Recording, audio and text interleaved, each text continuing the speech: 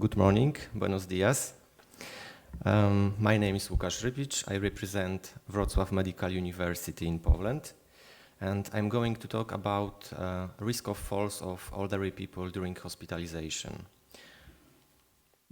We know that we are getting older every day. We have problem with global aging, so we have to do to improve patient safety in our hospitals. Our society is getting older. We can see this on the few levels in our country, continent, and global.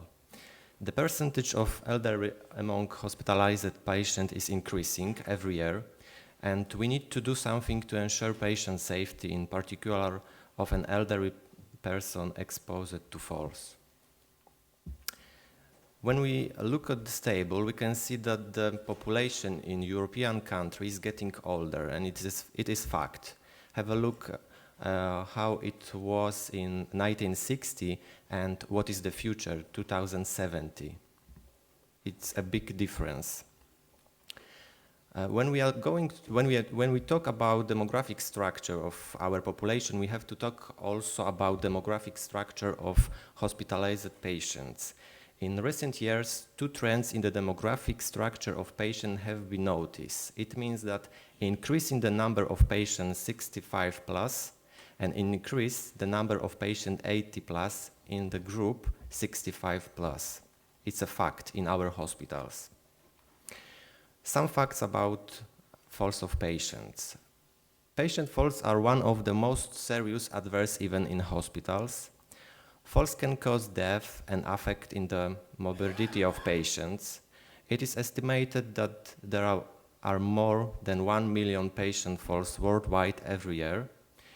The number of falls range from 2% to even 20% of hospital admissions.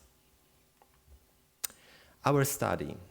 The study was conducted in the University Clinical Hospital in Wrocław. It's the biggest university teaching hospital in Poland with about 1,200 beds.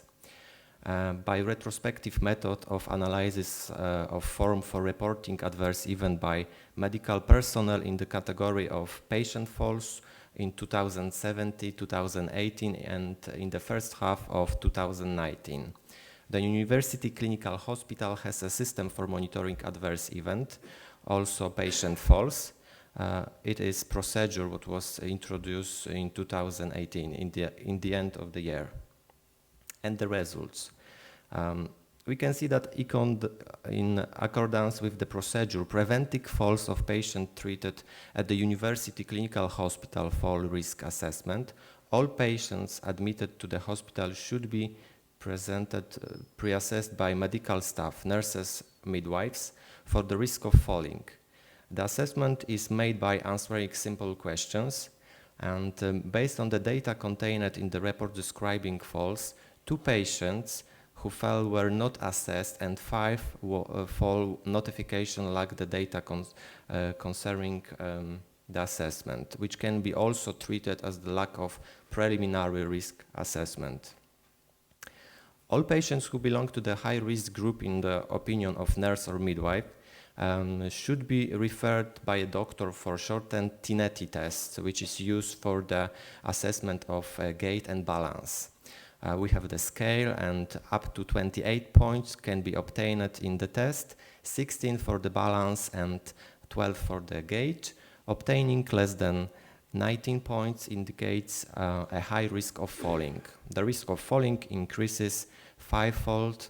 A score between 19 and 25 means that there is a tendency to fall, and a score about 24 points means that the risk of falling is low. From the fall notifications received, it appears that 1 high-risk patient before the age of 65 was permanently in bed, and there were no grounds for such an assessment. 2 people under 65 years of age were assessed by the test result was not entered. 5 people over 65 years of age were not assessed by a physiotherapist or not answer. 2 people over 65 years of age were permanently in bed, and in 11 people the risk of falling was assessed as high. There were 5 falls of adult patients despite the installation of safety barriers to the patient beds. These falls can be described as slipping off, falling out of the bed. The causes of events related to the patient falls should be mainly attributed to technical multifunctions, patient health conditions, physical and mental. Disrupt communication between the patient and the staff, and incorrect assessment of the patient's current health condition. And results, another one. Where falls most often? Of course, the most often are in the wards and in the bathrooms. And types of procedures performed on patients who have suffered a fall. Of course, X-ray and CT head, because it's the most often. Another one, the number of falls. You can see that in 2017 and 2018 we didn't have a procedure. After we introduced at the end of 2018, the number of falls was reduced. And some point of the conclusion: in the era of aging population and increasing the percentage of elderly people among hospitalized patients is also noticeable. The group is particularly vulnerable to fall during hospitalization. This is due to many factors, including multimorbidity, imbalance, and gait or dementia changes. As shown by the above study, the implementation of preventive measures to limit falls brings measurable results. And the clue is that without good communication and cooperation of interdisciplinary team, we cannot beat patient safety and the culture of patient safety. Thank you for your attention.